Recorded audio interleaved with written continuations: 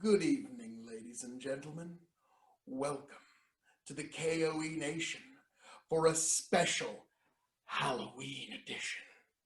I am the King of the Ethereal, Phil K.O.E., here to show you a journey into the fantastic.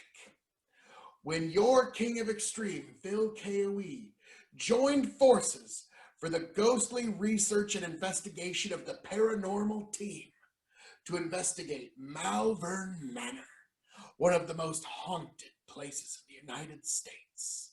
And you will see how your King of Extreme fared in such an environment. So prepare yourself, folks. So as I was saying earlier, to me, I view ghosts and all of the supernatural creatures that we have as totems, psychological totems for us to try to find or extract some sort of truth out of. To me, like, whether we're talking about any of the supernatural creatures that last in our fiction, whether we're talking about ghosts, werewolves, vampires, zombies, doesn't really matter which one that's lasted, they have a strong psychological totem that represents something. And as I was saying, I'll get to ghosts last, but like vampires are a clear metaphor for sociopaths. The idea that you have to let them into your life. You have to invite them in. Just like the vampire, you have to invite them into your house. They suck you of your very lifeblood, or in this case, your energy. A sociopath will be a psychic vampire onto you. So I see vampires as a kind of a warning story, a cautionary tale to children. Look out, there's psychic vampires out there that will drain you of your life. Zombies, our era of coronavirus, actually does show why the zombie metaphor is stuck around for so long. When you're out in public, you're looking at everyone like, are they potentially infected? Are they the one that's going to infect me? Am I going to get it because of you, or you, or you, or you? And then the moment you think you might have the virus, a fascinating thing happens. You're part of the herd, then they hear you might have the virus, and they all fucking turn on you. And you're just like the one person in a George A. Romero movie when you're looking at all the zombies around you. Now suddenly you're not part of the group. You're not in the herd anymore. You're the outsider. You're the one that needs to be destroyed. I think the reason it's been such a powerful metaphor that's lasted for over 10,000 years is the idea that it's a psychological totem for past crimes that need exposing. Because in any ghost story, which, this place that we're at is perfect for this, any ghost story that you hear generally talks about a past crime, a spirit that cannot move on to rest until it at some point the crime is exposed, and then the ghost can move on to rest. That's the general progression. I know there's infinite variants, but that's the general progression. And to me, that is a marvelous metaphor for, in some families, certain crimes, certain misdeeds end up getting hidden. Nobody talks about them. They stay as hidden and as opaque as the curtains behind you, or as opaque as the old dusty furniture. And they never talk about it, it never gets exposed, and over generations, it just gets swept under the rug. My general take on psychological totems and its connection to the supernatural. Could be right, could be wrong, but it's always been something that's fascinated me. So, any questions? I like to keep my audience riveted. So, folks, all you out there, got any questions? Let us know down here. Okay. So, folks, this is the hallway of the Running Man. Apparently, out of the end of that hall there, people are seeing some sort of phantasm, some sort of specter, some sort of unsatisfied spirit that comes out and runs at you as fast as it possibly can. I am skeptical on this, folks, but here we are. I will trudge forward for you. For science, for discovery, and most importantly of all, for you, the K.O.E. Nation. Here we are. This is apparently the room. Now, as you can see, folks, not letting us in. Not letting us into the room of the Running Man. Oh, you can get a crack in there. mirror. Yep, alright. Unfortunately, we can't get in there, but I was able to get a peek into the source of the Ethereal, folks. So, these are the sacrifices that I make for you, K.O.E. Nation. But let's move on. Let's move on. Make sure not to get the lasers in your eyeballs. That applies to all you at home as well. Down here was where I heard an unusual noise. Kind of like a crackling of a wood wick on a wood wick candle. Couldn't really identify it though, but it just came from this general area. Fascinating nonetheless. Fascinating. But now folks, whether you choose to believe any of that is entirely up to you. I heard something, but the idea that Occam's razor could not be applied to it, at this point, I'm still somewhat incredulous. So we will see how the evening progresses, but let's step into this. A lovely showing of well-wishing by previous guests, because the woman that inhabited this room had been abandoned by her husband, and apparently she lost her mind over it. And so some lovely well-wisher left a note here that said, "You are loved." That is a marvelous sentiment, isn't it, folks? So, this is the end of this hallway, but it is certainly not the end of our journey. One last walk down Running Man Hall.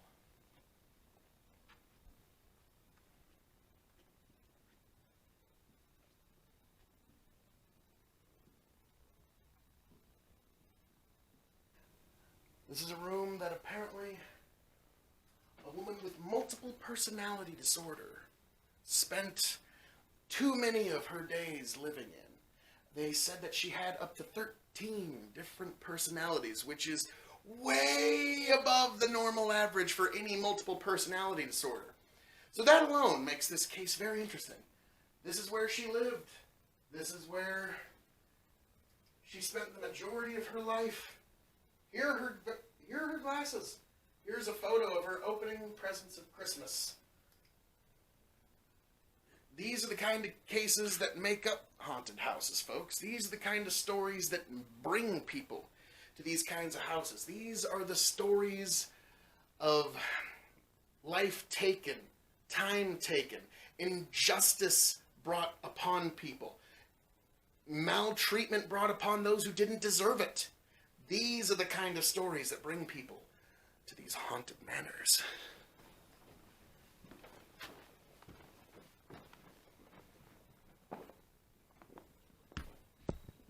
Ah, yes.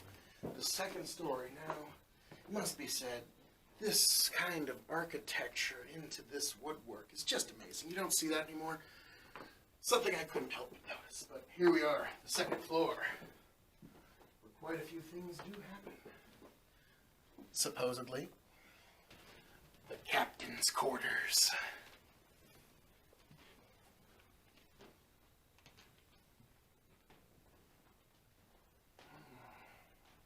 So this is where most people supposedly, allegedly, encounter the captain. The person who actually founded this whole building. This is where people meet that phantasm, that specter, that unresting spirit. Here is where they come to try and experience some of that. Whether they do or not, that's entirely up to you. Now, I had to just note that somebody had the good taste to leave a Cuban round Taste of Havana cigar here for the captain. Out of respect for Captain, I'll leave it here, although, boy, that is tempting to smoke that. I will leave your cigar there for you, sir. I am respectful. This is Suzies Room.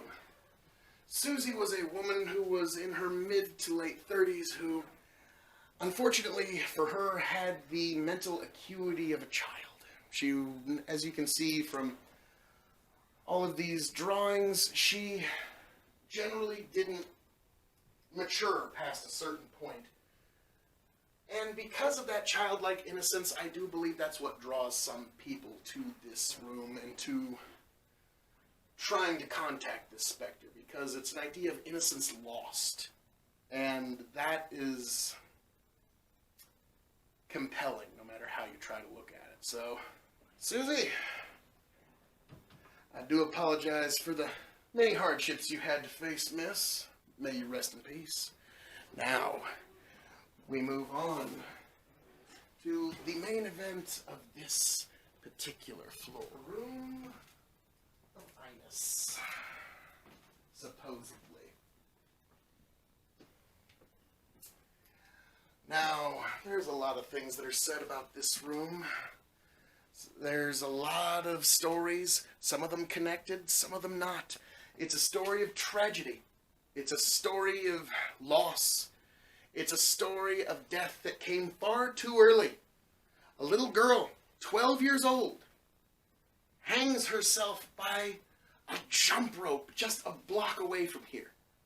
And now people don't know why they feel that this spirit is tied here, because there was no physical connection here. So that's where the speculation runs wild. Some people even say, take what you will of it, some even say that this room faces demonic possession. Now, I'll leave that up to you, the audience, to see if you agree with that or not. But this is the room that draws so many people. This is the room that causes so much confusion. This is the room that gives so many a feeling of deep unease. And that's why we are here to explore this room. We're here to explore the ethereal. We're here to explore this house. We were told not to go here, but you know how I am with following the rules and instructions. So, we got one more spot to stop on. Phil's Tour of Wackings.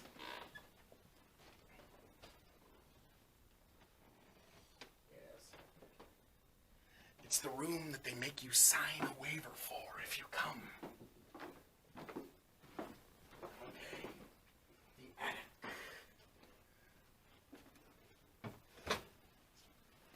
Warm. It is warm up here, folks. So this is the attic. This is the reason they make you sign a waiver if you even come here. They say that if you've experienced psychological terror of any kind, this manor is not to be held legally liable or responsible. That is quite the waiver. I'll give it to you. That's a great sales pitch. Got me to come up here. Now, whether or not we actually experience anything here tonight, that's a different matter. But this room is full of so much mystery. They didn't know what it was for. They didn't know who stayed in it. They didn't know who used it or why. I have a feeling that the incredible research team here at GRIP, give us enough time, we'll get to the bottom of it, folks. Did anything change on the hallway camera? Because when I came out of Gracie's room, it looked like somebody was down here with a flashlight. And then Phil came out of the other room on the other side of the hallway, so nobody was down here. And the laser grid is off now. So I'm wondering if it wasn't the laser grid shutting off.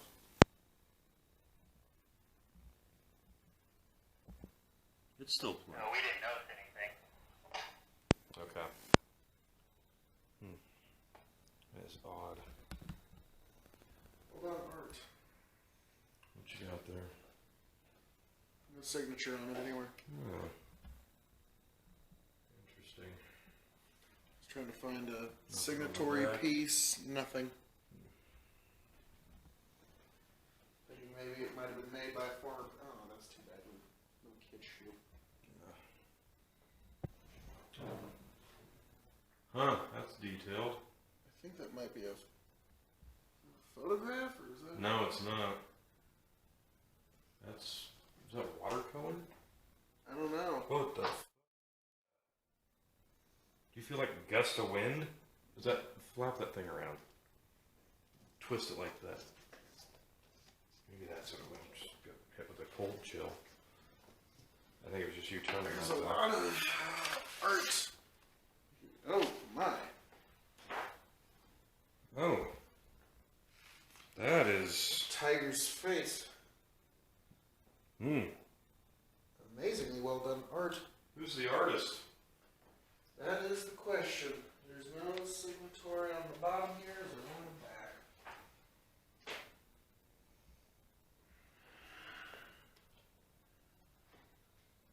What the?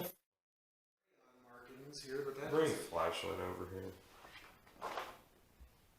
Is there a cobweb?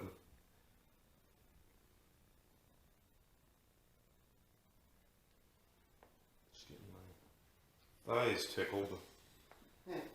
Like, just continuously. crazy good art. Okay. Just wish we knew who the amateur artist was. Age 15. Malvern School, Malvern Community School. Malvern. Teacher's name, Mary Porty. Principal name, Tim Peterson. Drawing. Teacher's signature, student's signature. On the 11th of January, 1995. So this is while this place was in full swing. Yeah. So It's been that's, 10 years before it closed. and if I had to guess, this was her submission. This was, Yeah, that is that was her very submission. well done. That was submission. Well done, Quincy. I hope the other decades found you better than this one. Indeed. Here's another piece I suspect. Yes, again. Is the name of this artist for all of this stuff in here.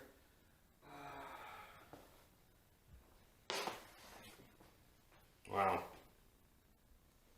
Drops of tears, drops of blood, That's interesting. drops of black going up and down. That is intense, incredibly good art. Whatever happened to this? I wonder. Like, I hope that this Quincy wasn't as tragic as everyone else's that befall in this place. But if their art is here, I can only imagine. That is a very abstract piece you've got there. I haven't looked at it. I'm just trying to find a date on Oh, here. it's These were all turned in on the same day. really. All three of these were turned in on the exact same day, of the 11th of January, 1995. So there's the genie's lamp. 2 genie lamps. And all of this abstraction coming from it. So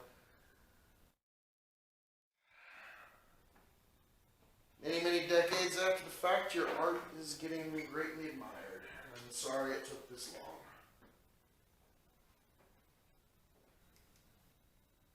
That really is too bad.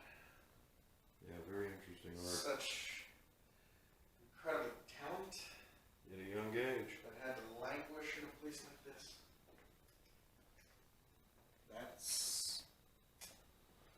That is the tragedies that bring people to places like this.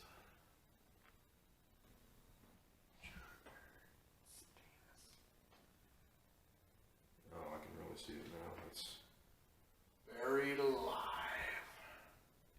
And then a bunch of other. crystal clear in the dark. I'll let you just film it there. The flashlight's getting a little funky.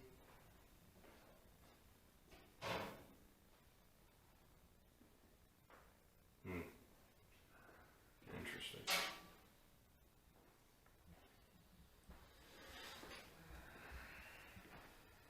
We are here in Malvern Manor, in the room of the unknown. Nobody knows what this room was used for. Nobody knows who stayed here.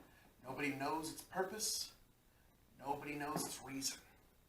Yet here it stands. This is the room that they say you need to sign their waiver for when you're here. Whoever's here, whatever's here, if there is anything here, they they say, needs a peace offering. And that peace offering is in the form of alcohol.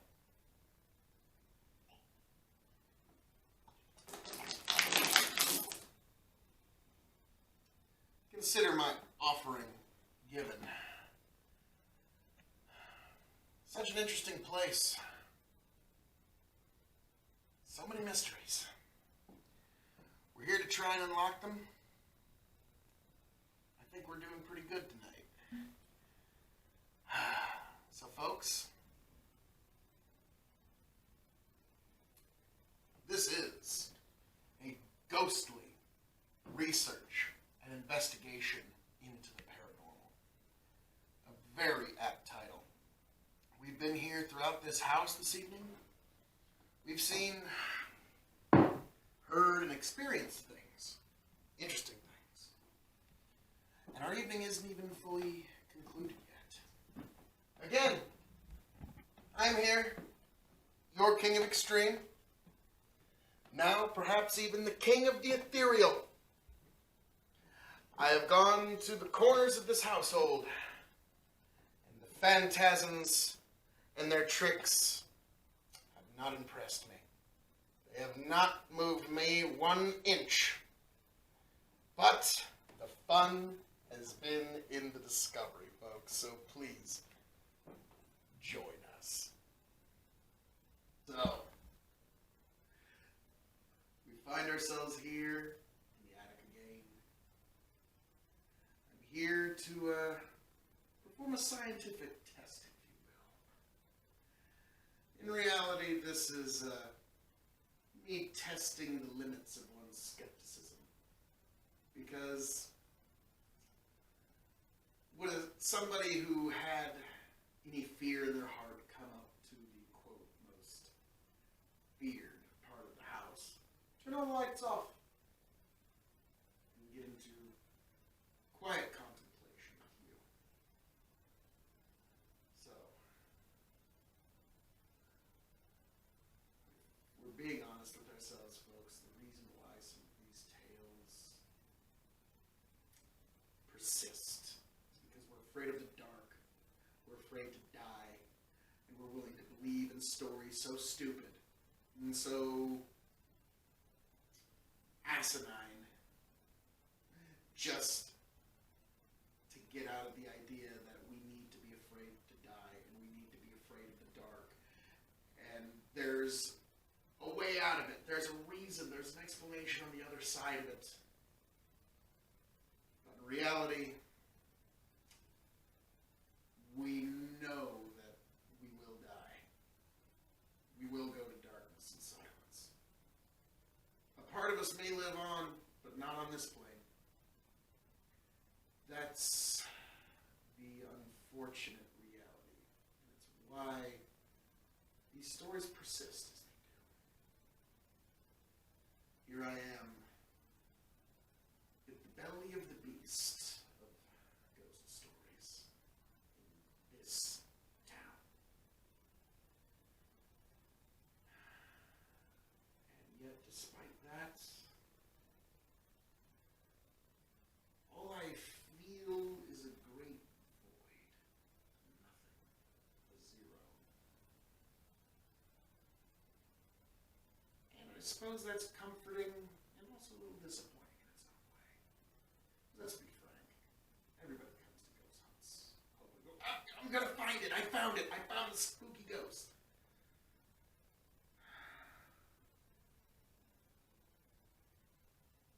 That's so rarely actually the case. That so rarely actually occurs.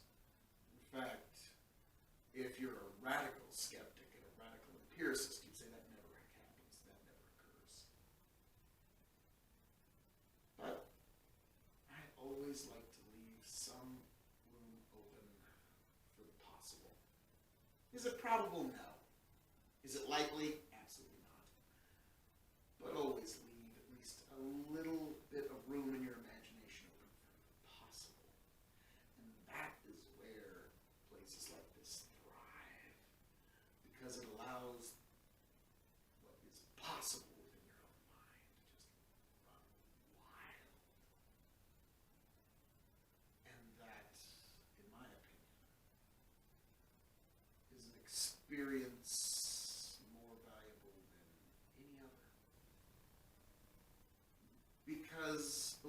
supernatural, whether you believe in it or not yourself, is a connection to something that is valuable. I'm not sure what. Even if you don't personally believe in them, and I think that's completely not necessary, of some sort of wonderment in the supernatural I still find is valuable. In the same reason that awe is still valuable to the human experience. So that's what I see this providing. So, folks, thank you for joining me on my little excursion and rant. As we are here up in the attic of the unknown. I am your King of Extreme, Phil K.O.E. Signing off and handing it off to you.